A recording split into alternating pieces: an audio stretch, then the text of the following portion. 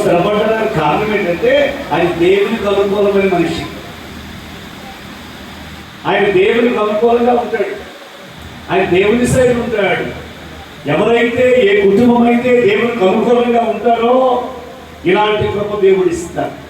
మనం లోకానికి అనుకూలంగా కాదు, పరిస్థితులకు అనుకూలంగా కాదు, ఆయన దేవునికి అనుకూలంగా ఉన్నాడు.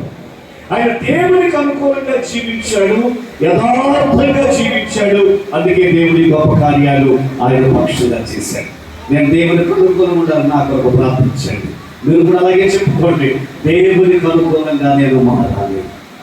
అప్పుడు ఏం కలుగుతాయండి? మనకు నెమ్మది, అభివృద్ధి, స్థిరపడి. ఇంత బాగా ఉన్న జీవితంలో ఆశ రాజ్యంలో ఒక సంఘటన జరిగింది. అదేంటంటే 9వ వాక్యంలో కూషీయుడైన జరాహు,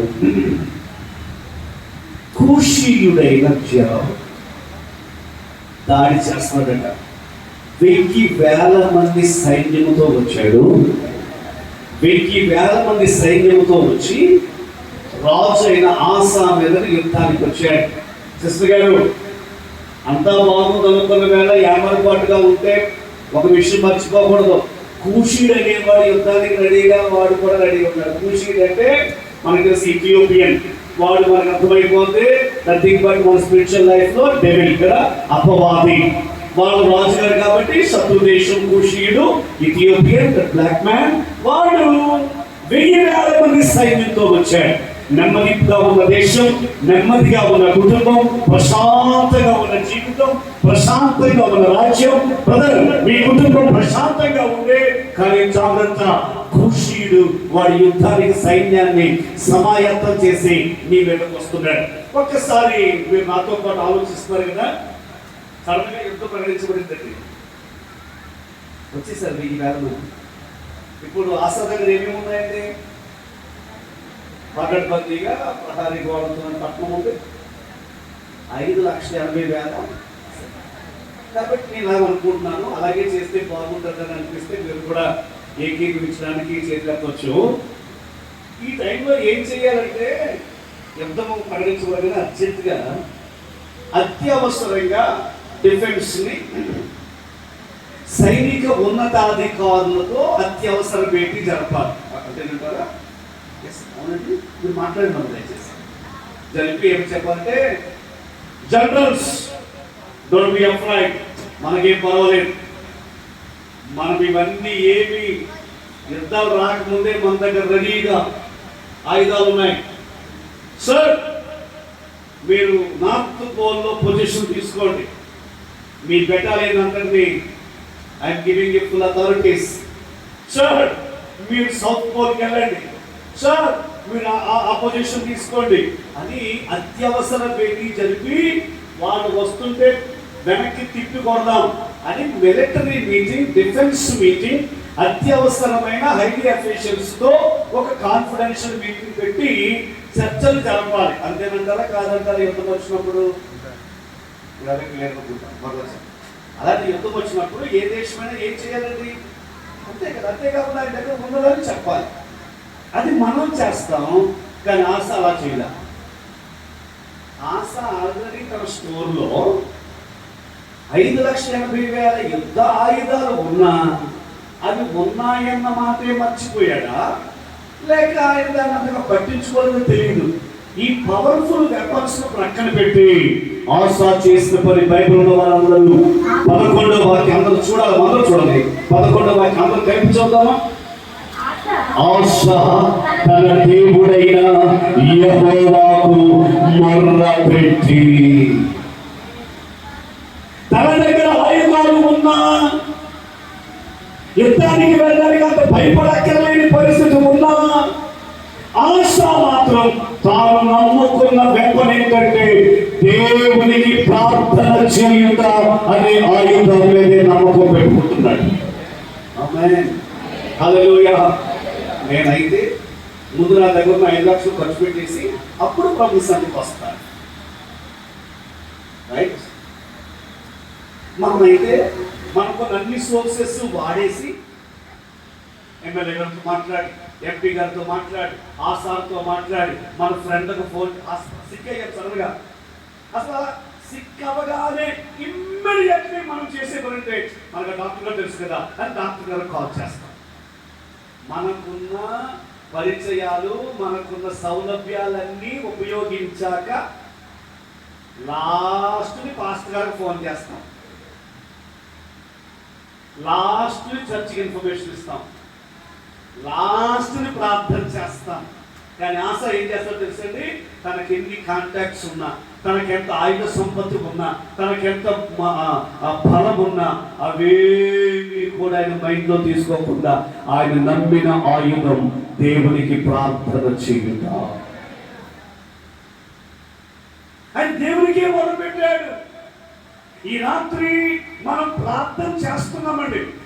తల్లిగారు మీరు ప్రార్థన చేస్తున్నారు, బ్రదర్ మీరు ప్రార్థన చేస్తున్నారు.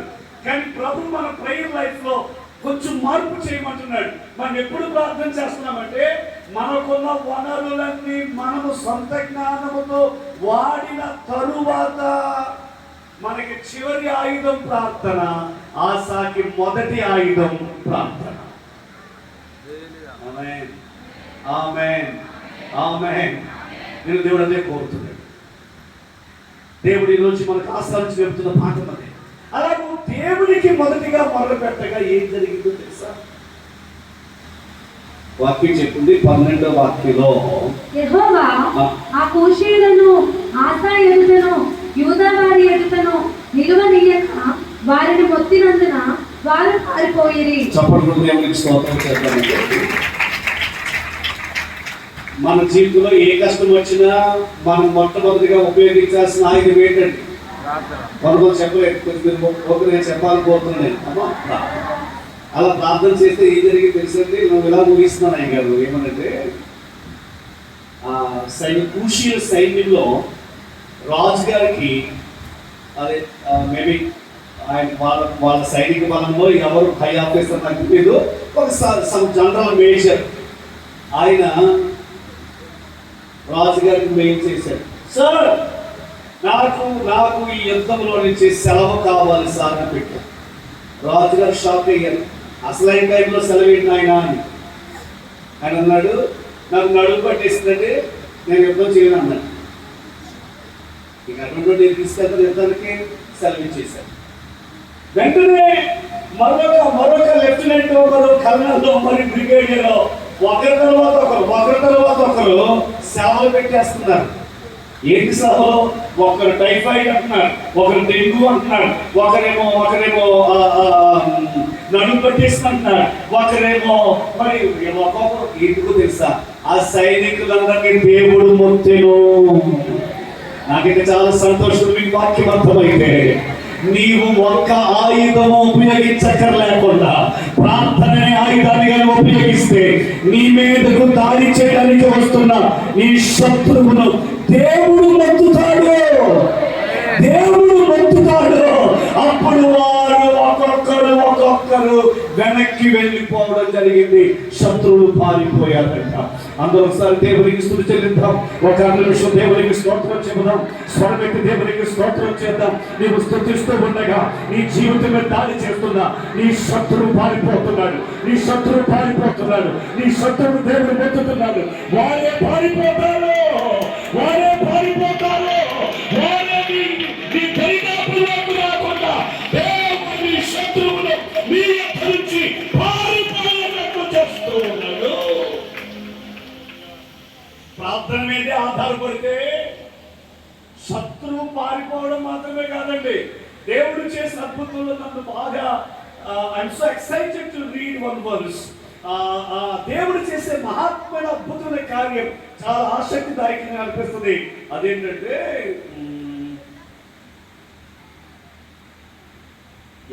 13వ వాక్యం. ఆసాయును అతనితో కూడా ఉన్న వారును గెరారు వరకు వారిని తరుమగా కూషీయులు మరలా పంక్తులు తీర్చలేక యెహోవా భయము చేతను ఆయన సైన్యపు భయము చేతను పారిపోయింది. థ్యాంక్ యూ అమ్మా. ఆ ప్రతి వర్డ్ చదవాలంటాను. ఒకటి పారిపోయారు, ఓకే. రెండవది ఏంటంటే శత్రువులు మరల పంక్తులు తీర్చలేక. ఈ వర్డ్ నన్ను బాగా ఐ ఫీల్ ఎక్సైటెడ్. మరల పంక్తులు తీర్చలేక. అందరూ మాట ఒప్పుకుందామండి. కొంచెం కంపేర్.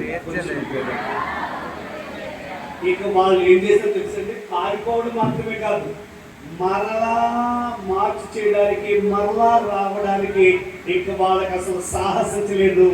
మరొకసారి వాళ్ళ లైఫ్ కట్టలేకపోయారట. దేవుడు నీ కుటుంబానికి అభ్యర్థి చేయబోతున్నాడు. దేవుడు నీ కుటుంబానికి అభ్యర్థి చేయబోతున్నాడు. ఇక వారు మరొకసారి తెగించలేదు, మరొకసారి సాహసించలేదు. దేవుడు కార్యం చేస్తాడు. ఇక్కడ కూర్చున్న మనలో కొంతమందికి స్థలం విషయంలో ప్రాబ్లం, జాబ్లో నీ కొలీగ్తో ప్రాబ్లం, నీ హైర్ అథారిటీస్తో నీకు డిస్టర్బెన్స్ ఉంది, లేక నీ ఇంట్లోనే ఎవరెవరితోనో నీకు డిస్టర్బెన్స్ ఉంది. జస్ట్ ఫర్ ఎగ్జాంపుల్ చెప్తున్నాను. ఈ డిస్టర్బెన్స్లో ఏం చేస్తున్నామంటే సిట్టింగ్ వేసాం. సిట్టింగ్ వేసాం ఆ ప్రాబ్లం క్లియర్ చేసుకోవడానికి. ఈ సిట్టింగ్ ఎవరెవరో ఎందుకులే అని ముందు ఇంట్లో వాళ్ళతో కూర్చొని సిట్టింగ్ చేసాం. ఆ సిట్టింగ్లో 1 hour డిస్కషన్ తర్వాత క్లియర్ అయినట్టుగానే ఉంది. దేవునికి స్తోత్రం. క్లియర్ అయింది, బాగానే ఉన్నట్టుగా జరిగింది. అలా జరిగిన 6 months తర్వాత మరలా వచ్చింది ప్రాబ్లం. ఈసారి ఇంట్లో వాళ్ళు వదిలే పెద్దలతో మాట్లాడదామని పెద్దలను పిలిచి కూర్చోబెట్టాం. పెద్దలతో కూర్చొని మాట్లాడితే ఆ సిట్టింగ్ కొంచెం పవర్ఫుల్గానే సాగినట్టు ఉంది. రాతపూర్వకంగా సెటిల్మెంట్ అయ్యింది. హ్యాపీ. కానీ మరలా 2 yearsకి మరలా ప్రాబ్లం. ఈసారి పెద్దలు వద్దులే అని మరొకరు పెట్టాం. ఇప్పుడు ఆ సిట్టింగ్లో వ్యక్తులు మారుతున్నారు, కానీ లైఫ్ అంతా సిట్టింగ్లో అవుతుంది ఆ స్థలం కోసం. ఎవరి వరకు నాకు తెలియదు, జస్ట్ ఆ మాట మీతో ప్రస్తావిస్తున్నాను. లైఫ్ అంతా అంతా క్లియర్ అయిపోయిందండి. క్లియర్ అయిపోయింది సార్, కానీ మళ్ళా ఎంతకాలమో అర్థం అవ్వట్లేదు సార్. అదే కదా, ఈ సమస్య పరిష్కారానికి మంతులు తీరుస్తున్నాడు ఖుషీలు. 10 2 సంవత్సరాలకు ఒకసారి, 6 నెలలకు ఒకసారి, 3 నెలలకు ఒకసారి నీకేదో ఇష్యూ వస్తూనే ఉంటాయి. ఈ రాత్రి ప్రభు మనకు ఆశను మా ముందు పెడుతున్నాడు. ఆశ వ్యక్తుల మీద ఆధారపడకుండా దేవుని సన్నిధిలో మోకరించి ప్రార్థించాడు కాబట్టి మరొక సిట్టింగ్ అవసరము లేకుండా దేవుడు శాశ్వతమైన పరిష్కారాన్ని ఇచ్చాడు.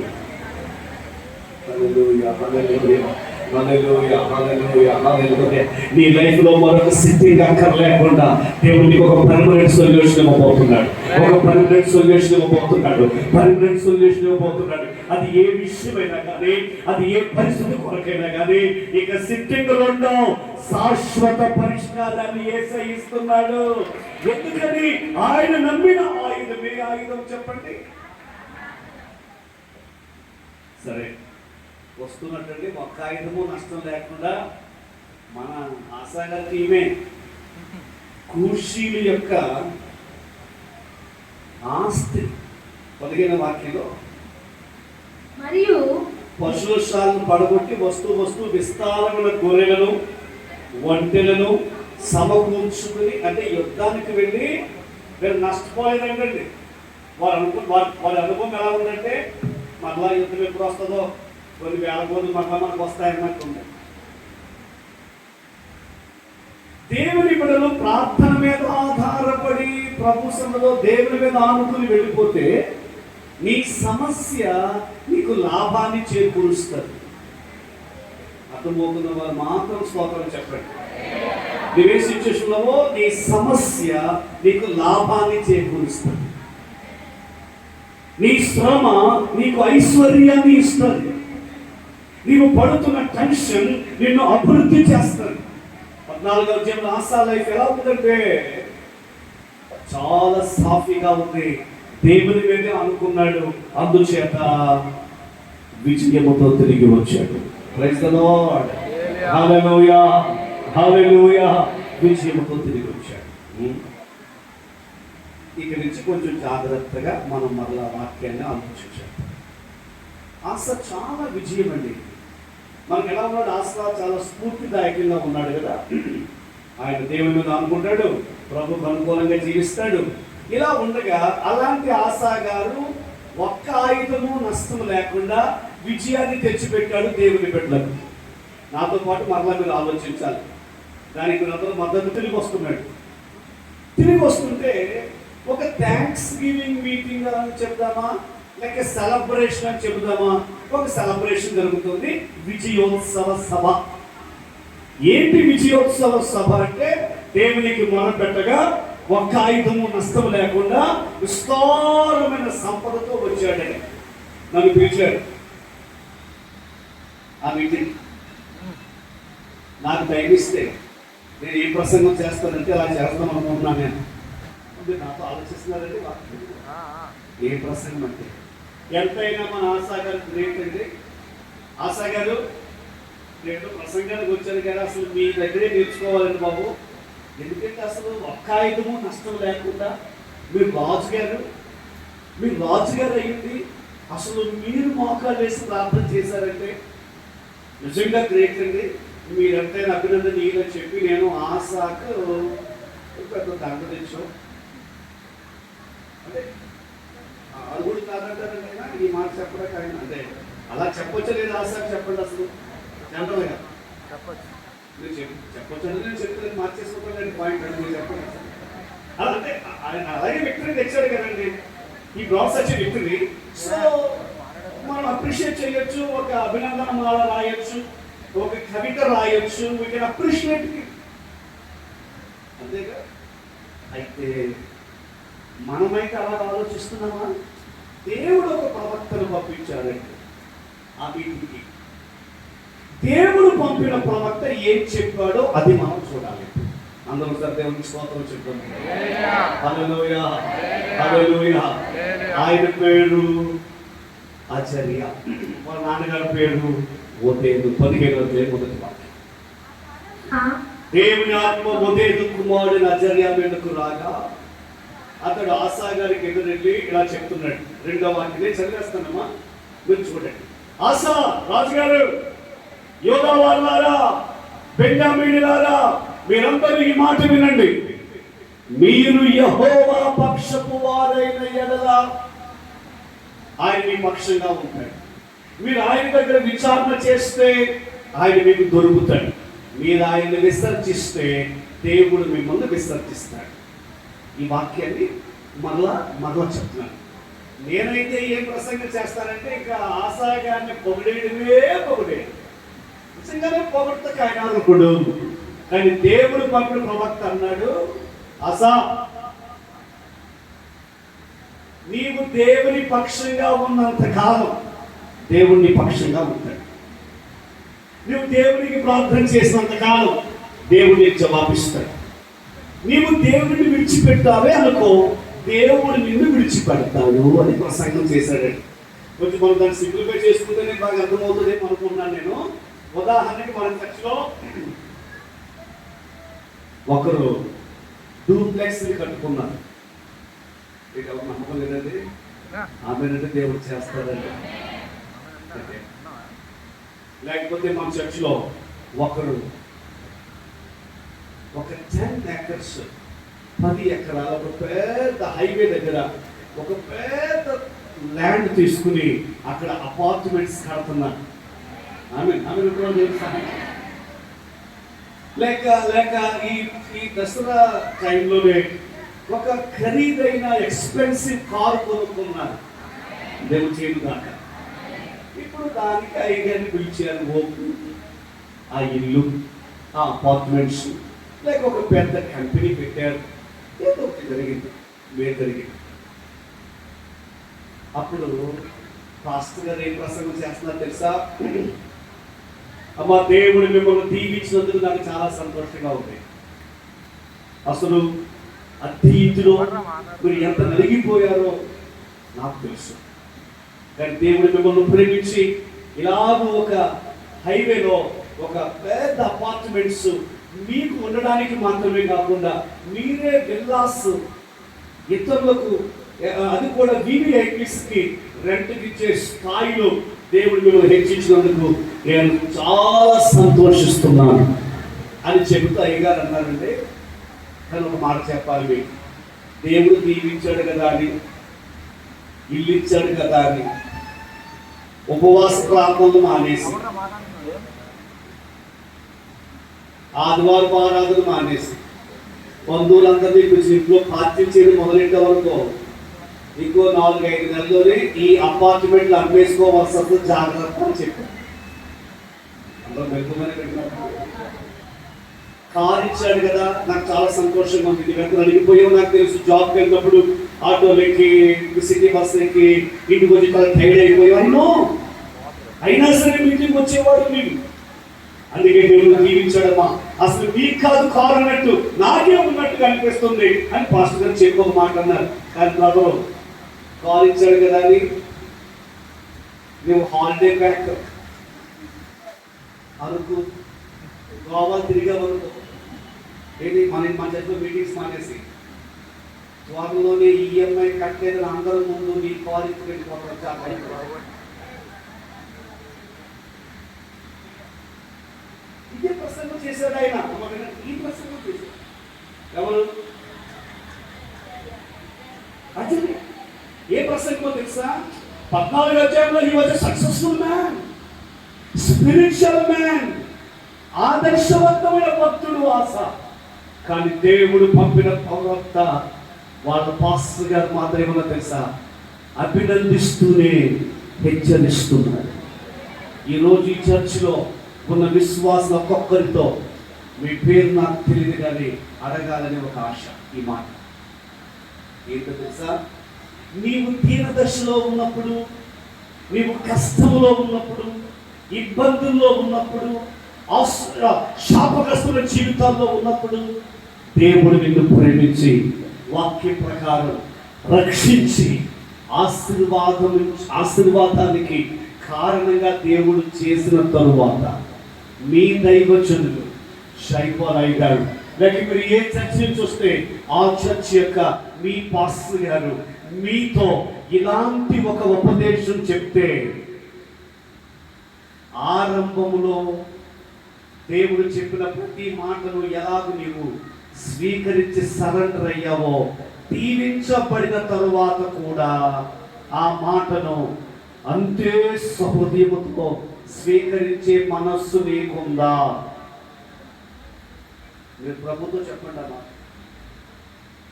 ప్రభుతో చెప్పండి అమ్మా. నువ్వు సండే స్కూల్లో ఉన్నప్పుడు బాగానే విన్నావు. In the beginning youth meeting లో బాగానే విన్నావు. ఇప్పుడు దేవుడిని దీవించారు, సంఘం ప్రార్థించింది. ఈ ఫేక్ బ్లెస్సింగ్ మినిస్ట్రీస్ లో నీ కొరకు స్పెషల్ గా ప్రేయర్స్ చేశారు. నీకు మంచి కాలేజీలో సీట్ వచ్చింది. ఫస్ట్ అటెంప్ట్ లో నేను మంచిగానే హై పొజిషన్కి వెళ్ళిపోయావు. ఇప్పుడు అదే దైవజనుడు నేను హెచ్చరిస్తున్నాడు, అమ్మా కొంచెం జాగ్రత్తగా ఉండాలి. ఈ మధ్య కొంచెం ప్రార్థన చేసుకోవట్లేదు, నీవు అలా ప్రార్థన మానేసావనుకో నువ్వు ఫెయిల్ అయిపోతావు అన్నారు అనుకోండి. కొన్నిసార్లు అంటే ఈ బిడ్డలు బాగానే ఉంటారు, అలాగే పాస్టర్ అంటారు. వాళ్ళ అమ్మమ్మ గారికి వచ్చాక కోపం వచ్చే మనకి ఎప్పుడంటే పాస్టర్ ఎప్పుడు మనం ఎలా గర్తించిన తప్పని ఎంతమంది అమ్మమ్మలకు నాన్నమ్మలకు మమ్మీలకి నాకు వచ్చి సండే స్కూల్లో పెట్టుకుని పాడు చేసేసారు. What I want to say from chapter 15, కష్టములో హెచ్చరిక వినడానికి ఇష్టపడిన నీవు దీవించబడిన తరువాత కూడా మీ దైవజనుడు మాట్లాడితే ఆ మాటను స్వీకరించడానికి, ఆ గర్భింపును స్వీకరించడానికి నీవు సిద్ధముగా ఉన్నావా? హల్లెలూయా, హల్లెలూయా. ఎంతమందికి అర్థమవుతుంది ఈ పాయింట్? దేవుడు పంపిన ప్రవక్త అదే చెప్పాడు.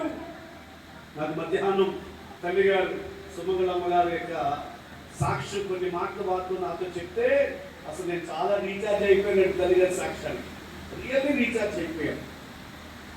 ప్రభు వారికి చూపిన అపారమైన కృపను గురించి వింటున్నప్పుడు వారు దాంట్లో ఒక మాట కూడా చెప్పారు ఆ సాక్షులు నాకు. అదేంటంటే అసలు ప్రభువును నమ్మిన ఆరంభ దినాల్లో దేవుని కొరకు ఎలా జీవించాలనుకున్నానో ఇప్పటికీ నాకు అదే ఆశ అండి పాస్టర్ గారు. నాకు ఇప్పుడు అప్పటికీ కూడా అదే ఆసక్తి అండి. అప్పుడు అలాగే వాక్యం రాసుకున్నానో ఇప్పుడు అలాగే వాక్యం రాసుకుంటాను.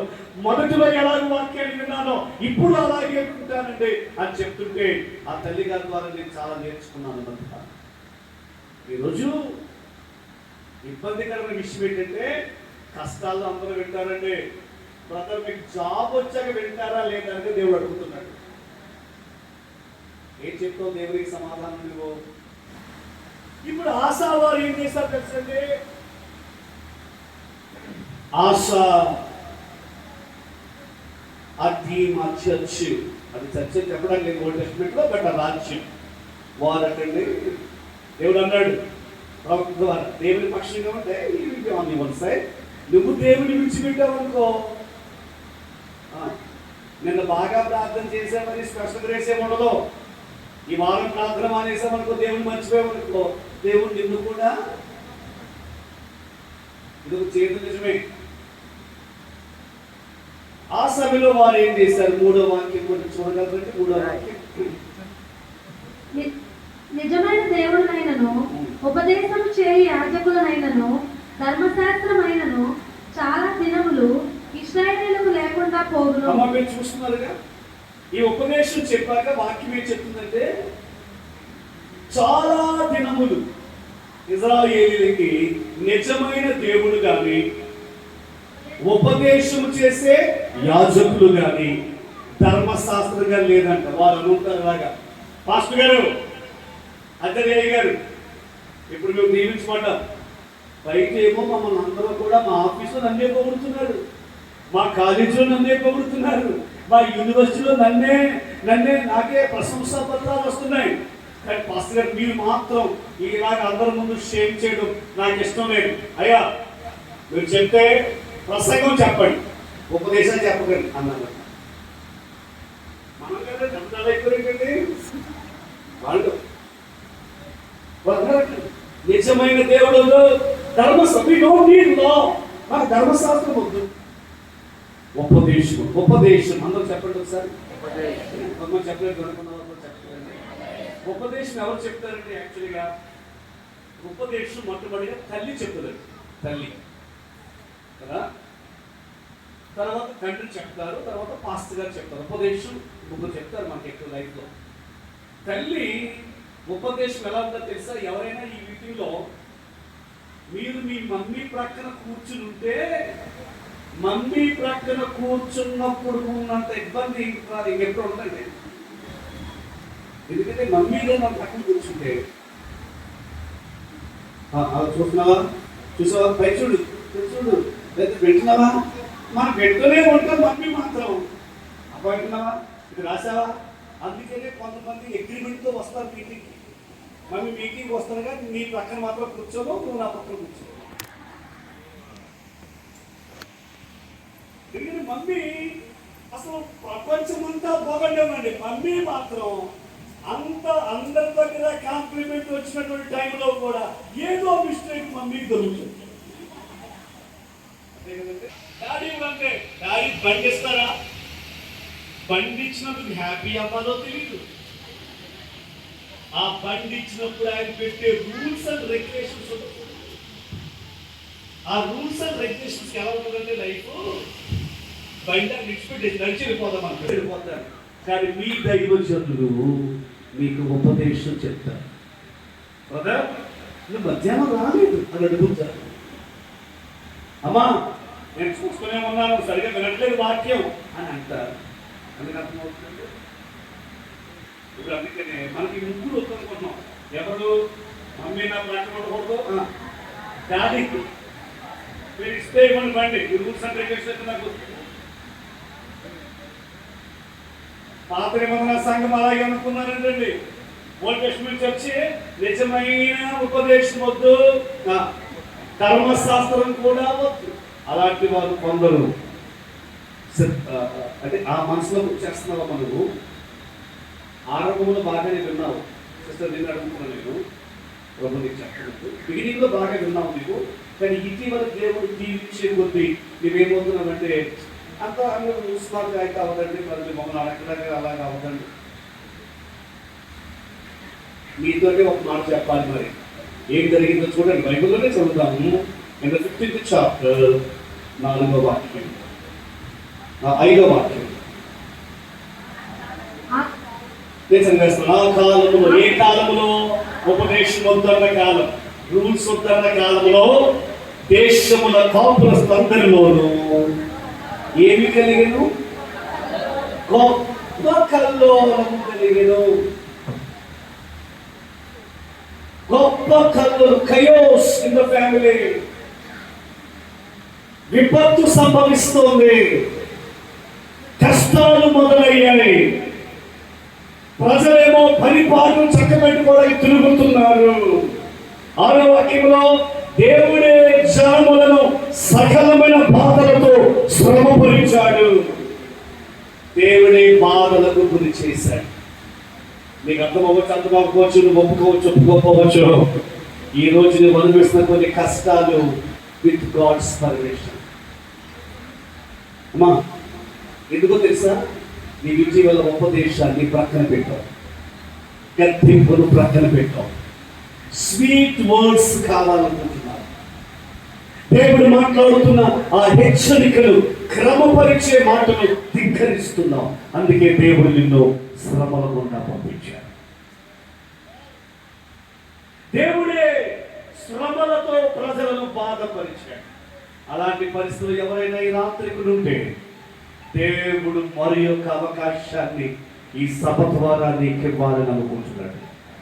ఆమె ఆమె నీ ఒకవేళ కావచ్చు, గత 3 నెలల నుండి మా చర్చ్లో రూల్స్ చెప్తుంటే నువ్వు పాటించట్లేదు, నియమాన్ని పాటించట్లేదు, చైన్ ప్రేయర్ పాటించట్లేదు, దైవజనులు వేసిన ఆ క్రమాన్ని నేను ఉల్లంఘిస్తున్నాను, నాకు అవ్వదండి అని చెప్పేస్తున్నాను, నా వల్ల కాదండి అని చెప్పేస్తున్నాను. అమ్మ మీరే ఇటీవల నువ్వెప్పుడు ఎస్ చెప్పే వ్యక్తివి, కానీ ఇటీవల నా వల్ల కాదు పాస్టర్ గారు, నేను రాలేనండి పాస్టర్ గారు, నేను ఈ ఏర్పాటుకి నేనైతే రాలేనండి అసలు అని అంటున్నావు నీవు. అందుకే దేవుడు శ్రమలతో కష్టాలతో పాట పెడుతున్నారు. అయితే ఆ దేవుడు ప్రేమ గల దేవుడు కాబట్టి మరి యొక్క అవకాశాన్ని దేవుడు ఇస్తున్నాడు. ఇవన్నీ చెప్పి 7వ వాక్యం, మూల వాక్యం ఏం చెప్పండి? కాగా. ఒక్క మాట మరలా చెప్తున్నాను, అయినా చాలి గల దేవుడు, ప్రేమ గల దేవుడు ఒక మాట మనకు మరొక అవకాశం ఇస్తున్నాడు. బలహీనమవ్వద్దు, ధైర్యంగా ఉండు, దేవుడు నీ కార్యమును సఫలము చేస్తాడు. ఎంతమందికి అర్థమైందండి ఈ మాటకి? ఎవరికి చెప్పాడు దేవుడు? ఆశ. ఏ ఆశకు? సక్సెస్ అయిన తర్వాత ఉపదేశానికి ఇబ్బంది పడిన వ్యక్తిని, కష్టాలు పాలైనప్పుడు దేవుడు మరలా అతనికి 2వ అవకాశాన్ని దేవుడు ఇచ్చాడు.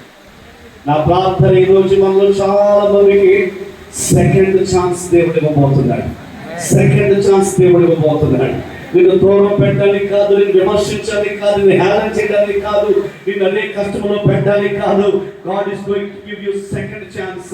ఆ సెకండ్ ఛాన్స్ లో దేవుడు చెబుతున్నాడు, బలహీనమవ్వద్దు, ధైర్యంగా ఉండు, నీ కార్యము సఫలమవుతాడు, దేవుడు నీ కార్యము సఫలము చేస్తాడు. కానీ ఈ వాక్యాన్ని, వాగ్దానాన్ని మనము స్వతంత్రించుకున్న వారమై బాధ మేలులన్నీ చేయువాడు మన ప్రభువు, బాధలన్నీ తీయువాడు మన ప్రభువు, మేలులన్నీ చేయువాడు.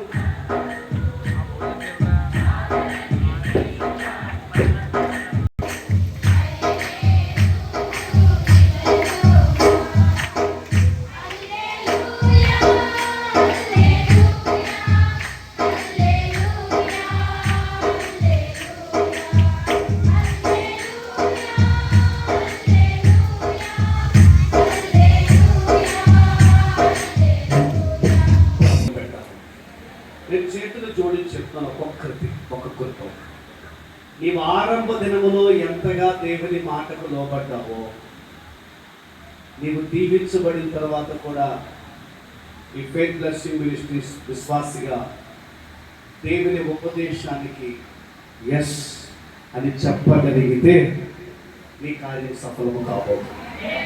నీ కార్యం సఫలము కాబోతుంది. నీ కార్యము సఫలము కాబోతుంది. అద్భుతాలు దేవుడు మరలా చేయబోతున్నాడు. ఈ వాక్యం నా జీవితంలో నెరవేరాలన్న వారందరూ చేతులెత్తి చప్పట్లు కొడుతూ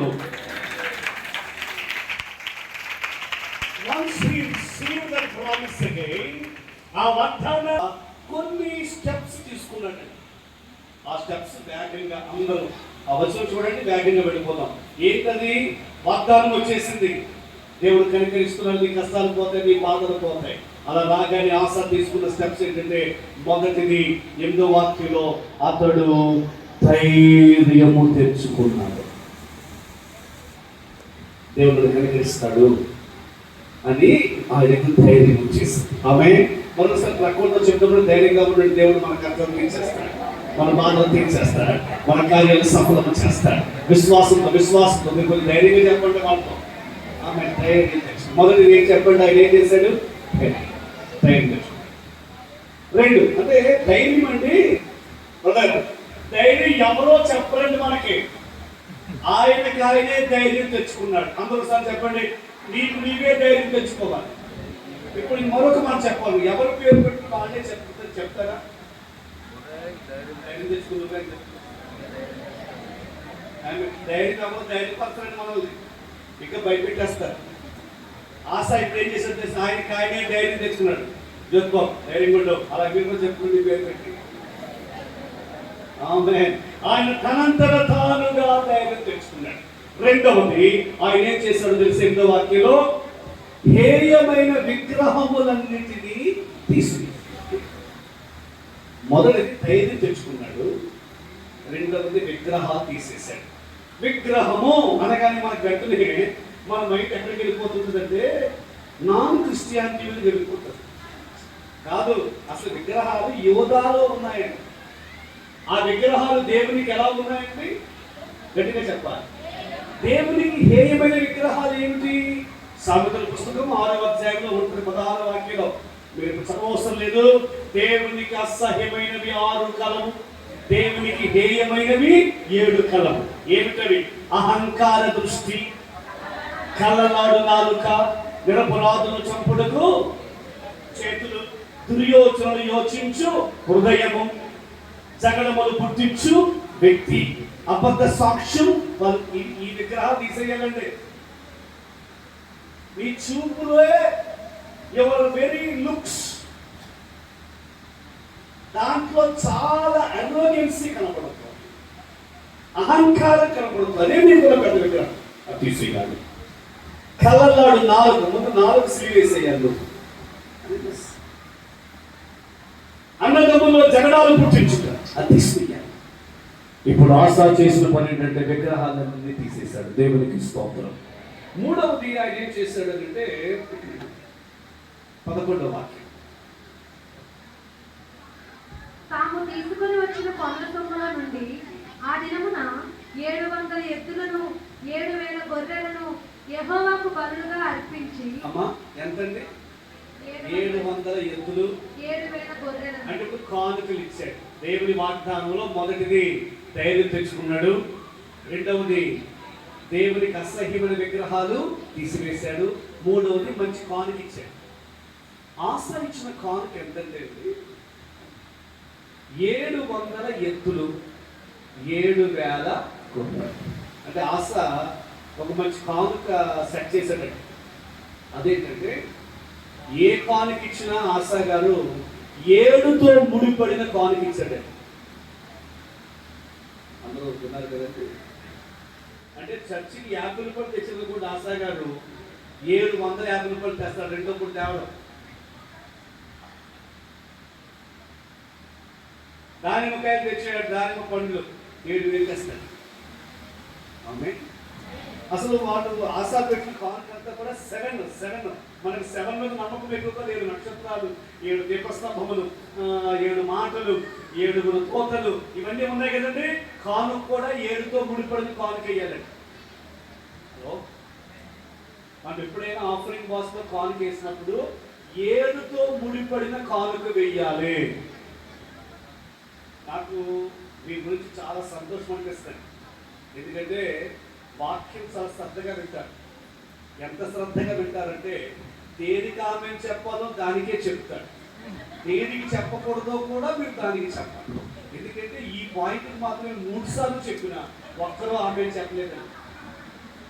అంటే నాకు సంతోషమయ్యే విషయం ఏంటంటే మీరు శ్రద్ధగా అయితే వింటున్నారు. అది ఆశ అయితే 700, కానీ ఆశా కుమారుడు యెహోషాపాతు అయితే ఆయన పెట్టిన కానుక ఎంతో తెలుసండి, 7,700 కానుక పెట్టాడు. ఆశ సారీ యెహోషాపాతు ఆశ గారు అబ్బాయి. ఆశ ఇచ్చిన కానుకేమో ఎప్పుడైనా 7తో ముడిపడిన కానుక. I encourage all of you, I suggest offering box వచ్చినప్పుడు మనం కానుకేసేది 7తో ముడిపడిన కానుకేద్దాం. ఆమె అదే ఎప్పుడు మినిమం ఆఫరింగ్ 700 వేద్దాం. Minimum offering 700. అసలు ఇక అది ఏ టీచింగ్ అయినా సరే మినిమం ఆఫరింగ్ 700 వేద్దాం. అది చెప్పి ఆమె గట్టిగా చెప్తున్నా, ఎందుకంటే ఏసై సహాయం చేస్తేనే కదా వేస్తాం. 700 కానుకేసిన మన చేతుల్లో దేవుడు బలపరచును గాక. ఎప్పటికైనా మనం ఎనీ టైం ఆఫరింగ్ కలెక్షన్ టైంలో దేవునికి అలా 7,000 రూపాయలు కానుకేసే కృప దేవుడు మనకి ఇచ్చును గాక.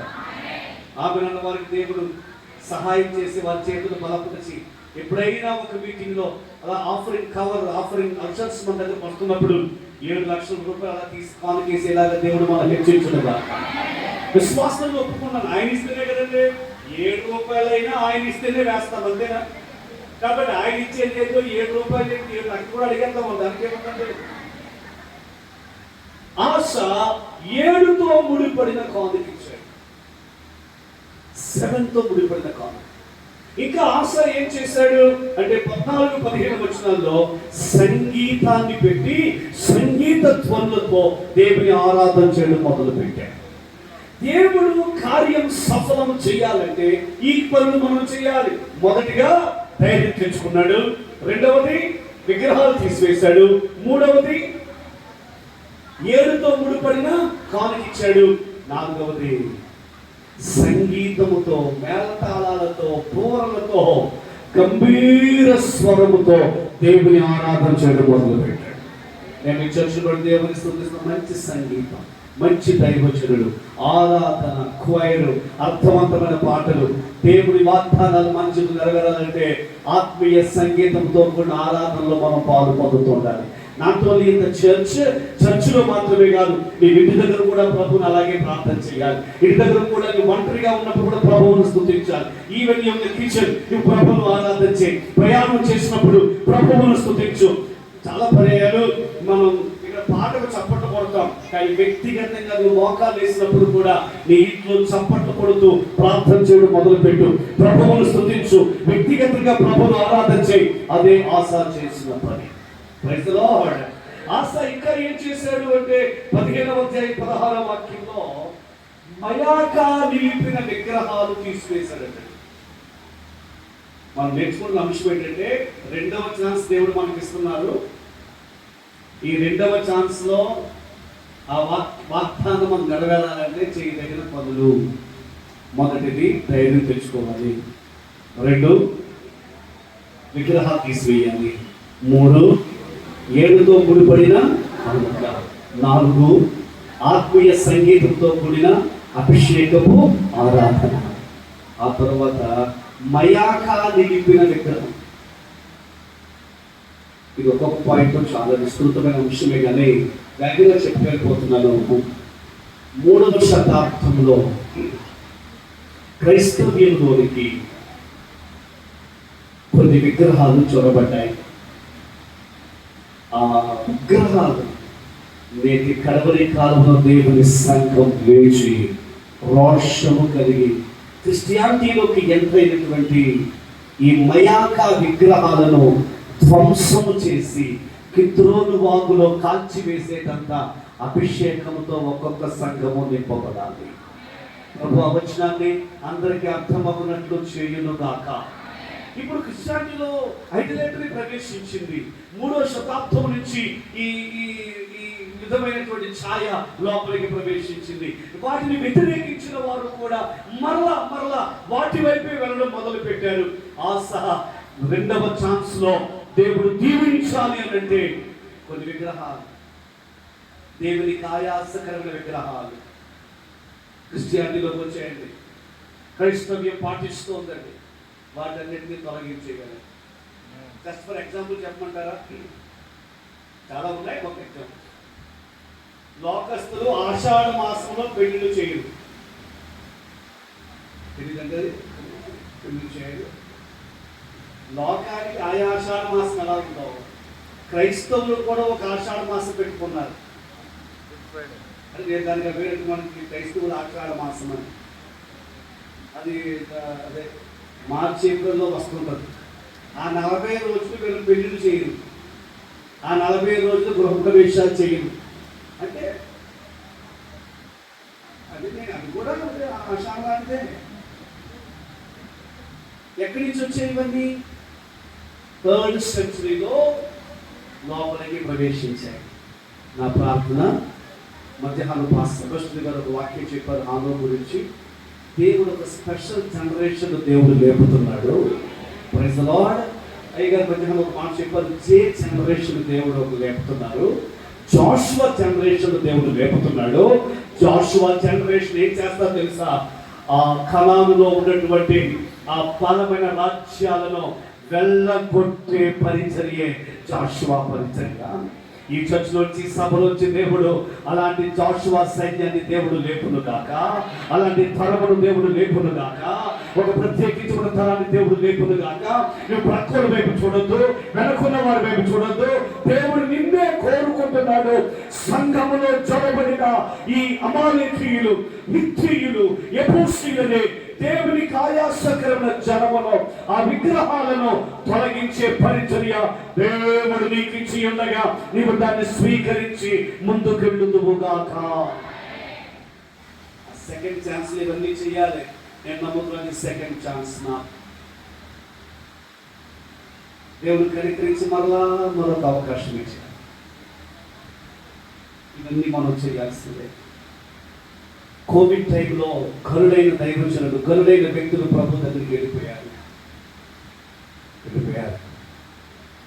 వారందరూ కరులు, దేవునికి ఇష్టమయ్యారు, దేవుడు తీసుకున్నారు.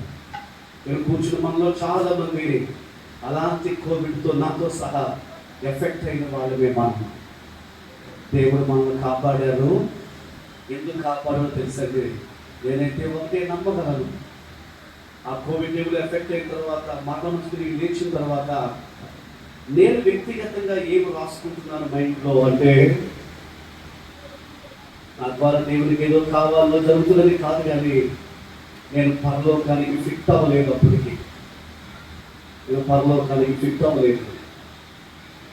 దేవుడు ప్రేమతో, చాలితో ఒక గ్రేస్ స్పిరిట్ దేవుడు నాకు ఇచ్చారు. ఎందుకంటే అప్పుడుగా దేవుడు నన్ను తీసుకుని వెళ్ళిపోయి ఉంటే నాకు కిరీటాలు మిస్ అయిపోతుంది అనుకుంటా. దేవుడు ఇవ్వాలనుకున్నటువంటి ఆ శ్రేష్టమైన దాన్ని మిస్ అయిపోతుంది అనుకుంటా. దేవుడు అవేవి నేను మిస్ అవ్వకుండా ఉండాలని ప్రేమ చేత నాకు మరొక సంవత్సరం ఎక్స్టెండ్ చేస్తున్నాడు. అమ్మ నీకు అదే నేను చెప్పగలను. దేవుడు ఎక్స్టెన్షన్లోనే ఉన్నాము తప్ప, గ్రేస్ పీరియడ్లోనే ఉన్నాము తప్ప మరొకటి కాదు. అందుకే ఈ సెకండ్ ఛాన్స్లో ఈ కార్యాలు మనము చెయ్యాలి తప్ప. Praise the Lord. Hallelujah, hallelujah. ఈ సెకండ్ ఛాన్స్లో విగ్రహాలు తీసేయి. ఈ సెకండ్ ఛాన్స్లో మయాక విగ్రహాలు తీసేయి. ఈ సెకండ్ ఛాన్స్లో దేవునికి ఈ సమస్తాన్ని అప్పగించేలా ఉండు. ఈ సెకండ్ ఛాన్స్లో ఆయనను ఆరాధించే వ్యక్తిగా ఉండు. నీకు నువ్వు ధైర్యంగా జీవించు. అలాగ జరగగా 15వ అధ్యాయం ముగింపు వాక్యంలో ఉంటుంది, 36 సంవత్సరాలు ఆసా లైఫ్లో యుద్ధాలు లేకుండా దేవుడు చేశారు. ఇప్పటికీ యుద్ధాలు కలిసిపోయాం. కష్టాలు తలిసిపోయాం, శ్రమలు తలిసిపోయాం, రోగాలు తలిసిపోయాం. దేవునికి మీద యుద్ధములు లేకుండా దేవుడు నిన్ను కాపాడును గాక, సహాయము చేయును గాక. చెందుకు చప్పటపడుతూ దేవుడు మన జీవితాల్లో ఆనందగిరి ప్రవహించును గాక. యూదా రాజైన ఆసా మీదకు ఇశ్రాయేలు రాజైన బయెషా వాళ్ళు ఏం చేశారంటే యుద్ధానికి వచ్చారట. వినాలండి, ఎవరి మీదకి ఎవరు వచ్చారండి యుద్ధానికి? కొంచెం చెప్పాలి. యూదా రాజ్యం మీదకి ఎవరు వచ్చారు? అంతే. ఈ యుద్ధం ఎలా జరిగిందో తెలుసా? మిస్సైల్స్ వేసుకోవడం కాదండి, ఈ యుద్ధం ఆరోస్ వేసుకోవడం కాదండి. ఈ యుద్ధం ఎలా జరిగిందంటే వాళ్ళు ఇక్కడికి రాకుండా, వీళ్ళు అక్కడికి వెళ్ళకుండా మధ్యలో రామాలో పెద్ద గోడ కట్టేశారంట. అలాగే ఉందా? 16 అధ్యాయంలో చూశారు. ఏం కట్టారమ్మా? ఏం కట్టించారు? పెద్ద గోడ కట్టేశారు, అడ్డు గోడ. ఇశ్రాయేలీయులు యూదా రాజ్యానికి ఏమవుతారండి రిలేషన్ లో?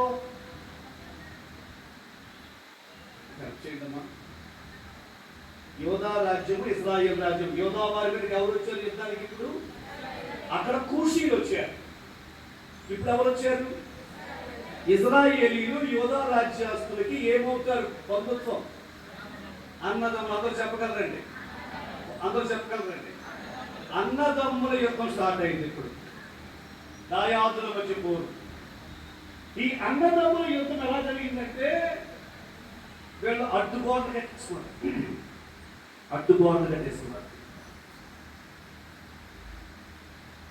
ఈ యుద్ధంలో మీరు ఉన్నారు, కొంతమంది ఉన్నారు. మీ ఇంటిలో ఫంక్షన్కి ఊరంతా వచ్చారు, మీ చెల్లి వాళ్ళ పిల్లలు తప్ప. వినాలండి, మీ ఇంట్లో ఫంక్షన్కి అందరూ వచ్చారు. అసలు కనీసం వారి పిల్లలను కూడా ఫ్రెండ్స్ వచ్చారు, విఐపీస్ వచ్చారు మన ఫంక్షన్కి. We are happy.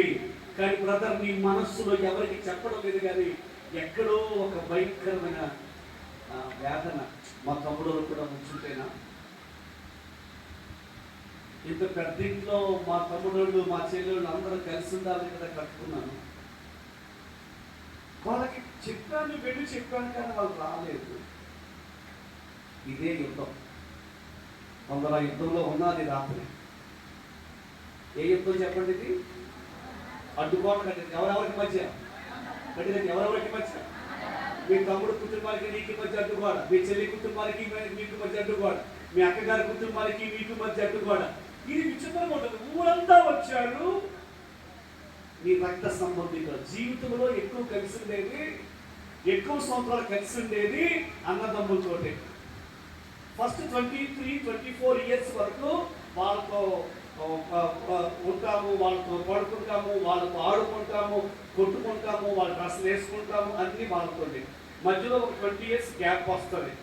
ఎవరి కుటుంబంలో వారు పడిపోతారు.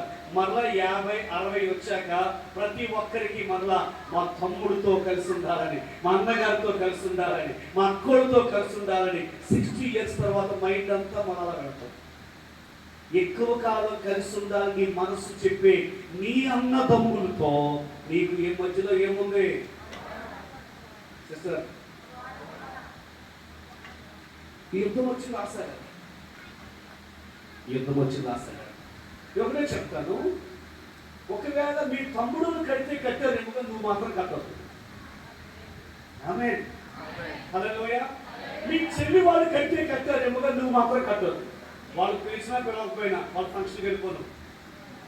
నేను ముందే చెప్పాను, కొన్నింటికి అమ్మే చెప్తాను, అన్నింటికి చెప్పను.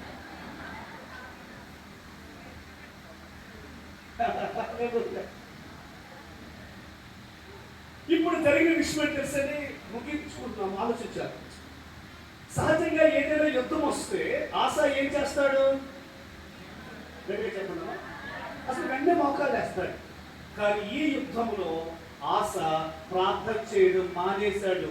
నాకు అనిపిస్తుంది మర్చిపోయి. బహుశా అన్నదమ్ములతో యుద్ధం అలాగే అనిపిస్తుందేమో. బయట వాళ్ళతో యుద్ధాలు అయితే మోకాలు వేస్తాం అనుకుంటా. బయట వాళ్ళతో యుద్ధాలనుకుంటే బలిపేటలు పట్టుకుంటాం అనుకుంటా, వచ్చిన గొడవే చెల్లితో వస్తే, వచ్చిన గొడవే తమ్ముడితో వస్తే, వచ్చిన గొడవే అక్కతో వస్తే ప్రార్థనే చేసుకోబుద్దవలేదు ఆసాకు.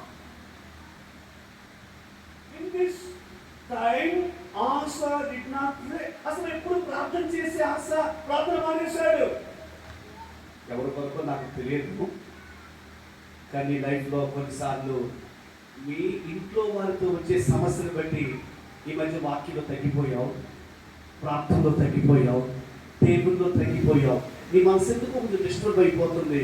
బైబిల్ చదువుకుందాం అనుకున్నా నీకు అదే గుర్తొస్తుంది. నీకు ఎందుకు దేవుడు అన్నట్టుగా నీకు కనిపిస్తుంది ఆశ అదే. ఇదేంటి ఏంటంటే ఆశ ఇంకా ప్రార్థన మానేసంట సిరియా రాజు దగ్గర,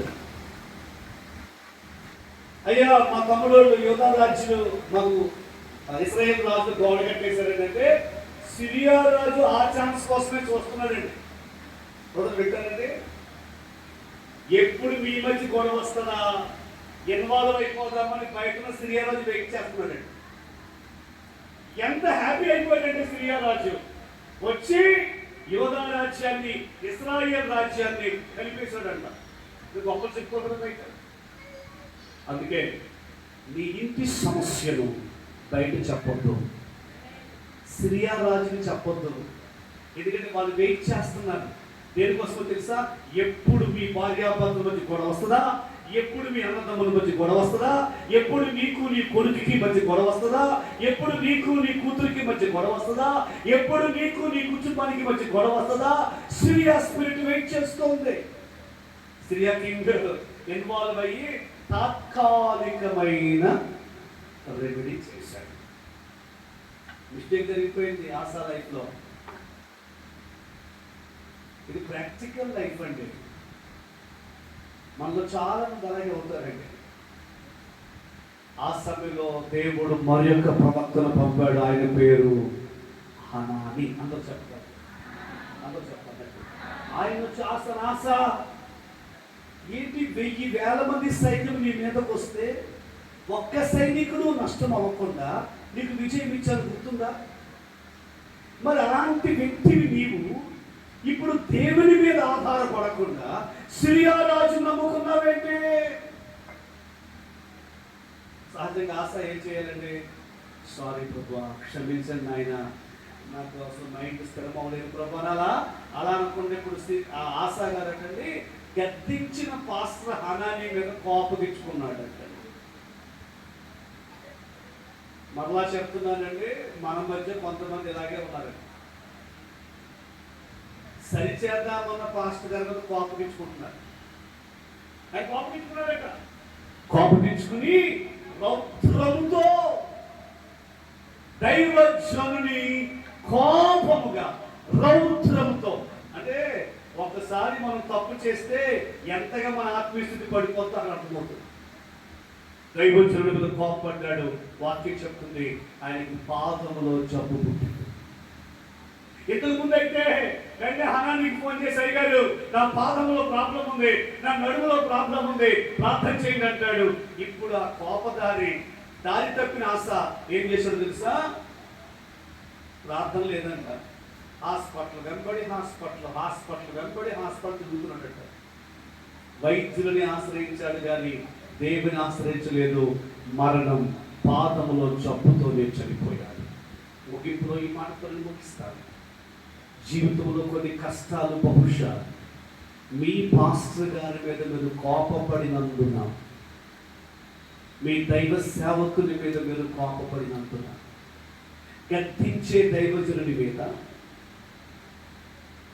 ఎందుకు అలా చేశారని హెచ్చరిస్తున్న దైవజనుడి మీద నీవు కోపగించుకుంటుంటే ఆశాకు ఎటువంటి ప్రాబ్లం వచ్చిందో అలాంటి ప్రాబ్లం మన లైఫ్లో ఫేస్ చేస్తున్నట్టున్నాము.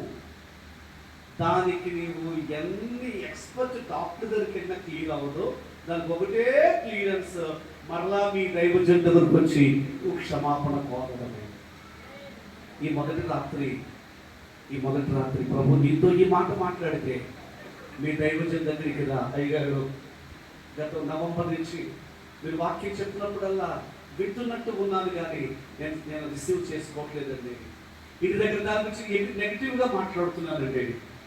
అందుకే నా కష్టాలు, నన్ను క్షమించండి పాస్టర్ గారు అని అడగగలిగితే నీ దేవుడు ఈ రాత్రి సంపూర్ణమైన విడుదల ప్రభువు నీకు ఇస్తాడు.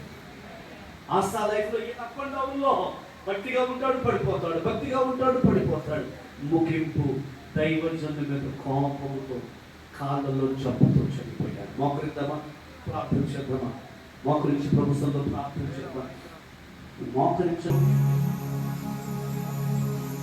హనాని మీద కోపం ఇచ్చుకున్నాడు, ప్రవక్త మీద రౌద్రం చూపాడు, కాళ్ళలో జబ్బు తెచ్చుకున్నాడు, ఇబ్బందులు పాలైపోయాడు. దయచేసి అందరూ ఎలుగెత్తి స్వరమెత్తి ప్రభు నీతో మాట్లాడిన మాట విషయంలో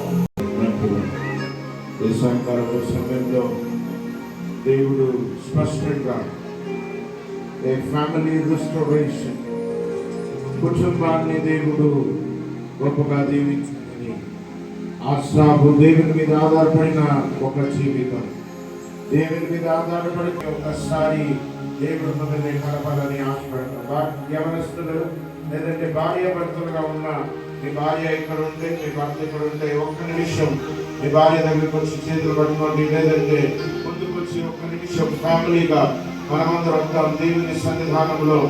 ఈరోజు దేవుడు మీ ఫ్యామిలీలో గొప్ప కార్యం చేయాలని ఒక ఆశ.